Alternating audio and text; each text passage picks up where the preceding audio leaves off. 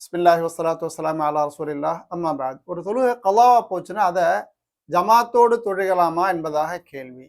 பொதுவாக தொழுகை கலாவாக்குறதுங்கிறது அனுமதிக்கப்பட்டதல்ல. காரணம், தொழுகை அப்படிங்கிறது நேரம் குறிப்பிடப்பட்டது, அந்த நேரத்துல தான் தொழுதானோ என்பது கட்டாய சட்டமா இருக்குது. நம்மளை அறியாம அது தவறிவிட்டால் அது வேற செய்தி. நம்ம ஃபஜ்ர் தொழுகைக்காண்டி அலாரம் வச்சிருந்தா 2 பேர்ட்ட சொல்லி இருந்தோம் எழுப்பி விடணும் அப்படிங்கிறதுக்காண்டி அவ்வாறெல்லாம் ஏற்பாடு செய்து தவறிவிட்டால் அது வேற செய்தி. அப்படி இல்லாம அலாரம் வைக்கும் போதே கரெக்டா வேலைக்கு போகணும், காலேஜ் போகணும் என்ற அடிப்படையில் அலாரம் வச்சு ஃபஜ்ர் தொழுகையை பொருட்டாவே கருதவில்லை என்று சொன்னால் இது அறவே அனுமதிக்கப்பட்டது அல்ல. எனவே தொழுகையை உரிய நேரத்துல தான் தொழுது ஆகணும். நம்மள அறியாம ஒரு தொழுகை கலாவா போயிடுச்சுன்னா அதை ஜமாத்தோடு தொழுகலாமா என்று கேட்டால் ஆம், அவ்வாறு தொழுவதற்கு அனுமதி உண்டு. ஒரு முறை சஃபர்ல நபிசாஸ்லம் அவங்க ஹைபர் போர்லேருந்து திரும்பி வரக்கூடிய நேரத்துல ஒரு இடத்துல தங்குறாங்க இரவு. அந்த நேரத்துல காவல் காப்பதற்காண்டியும் ஃபஜ்ர் தொழுகைக்கு எழுப்பி வரக்கூடிய ஒரு பொறுப்பும் கூட பிலால் ரலியல்லாஹு அன்ஹு கையில கொடுக்குறாங்க. அன்னைக்கு அவங்களும் சேர்ந்தே தூங்கிட்டாங்க. எல்லாருக்கும் ஃபஜ்ர் தொழுகை போச்சு. சூரியன் உதயமானதுக்கு அப்புறம் தான் எந்திக்கிறாங்க. அதுவும் கூட முதல்ல நபி ஸல்லல்லாஹு அலைஹி வஸல்லம் அவங்க தான் எந்திக்கிறாங்க.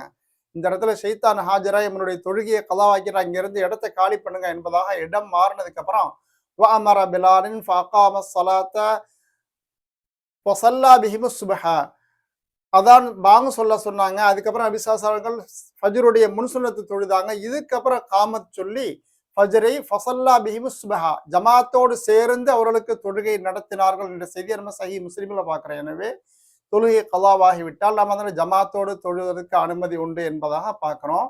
இந்த விஷயத்துல ஷாஃபி மதஹபு அதை மாதிரி நம்ம ஹம்பலி மதஹப், அதாவது சவுதியில் இருக்கக்கூடிய இந்த உலமாக்கள் தரக்கூடிய ஃபத்வா விசாலமானதா இருக்குது. அதாவது நான் அசர் தொழுகை வைக்கிறேன், ஒருத்தருக்கு நேத்து லொஹர் தொழுகை கலாவா போயிருச்சு, தொழுகையும் கலா லொஹரு, நான் தொழுகிறது அசரு, அது கூட நேத்து, இந்த மாதிரி இருந்தாங்க கூட ஜமாத்தோடு தொழுவதற்கு அனுமதி உண்டு. இமாமும் மாமுமும் அவங்களோட தொழுகை மாறுபட்டிருந்தாலும் ஜமாத்துங்கிறது கூடும் என்பதாக சட்டம் சொல்லுவாங்க. ஆனா ஹனஃபி மதஹப்ல சொல்லுவாங்க, ஜமாத்தோடு தொழுகும்போது பொதுப்படையான ஒரு சட்டம், அது கலாவோ அதாவோ எப்படி இருந்தாலும் பொதுப்படையான சட்டம், இமாமும் மாமும் 2 பேருடைய தொழுகையும் ஒன்றாக இருக்க வேண்டும், சமமா இருக்கணும்னு சொல்லுவாங்க.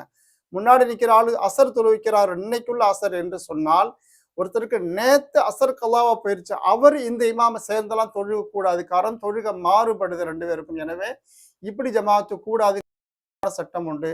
ஆனா ஷாஃபி மதஹப்லையும் சவுதியினுடைய உலமாக்களுடைய ஃபத்வா விசாலமானதா இருக்குது. 2 பேருடைய தொழுகை மாறுபட்டிருந்தாலும் ஒருத்தர் மற்றது பின்னாடி தொழுது கொள்ளலாம் என்பதாக பார்க்கிறோம். அல்லாஹ் தொழுகையை சரியான முறையில் பேணி தொழுகக்கூடிய நல்ல மக்களை ஆக்கி வைப்பானாக.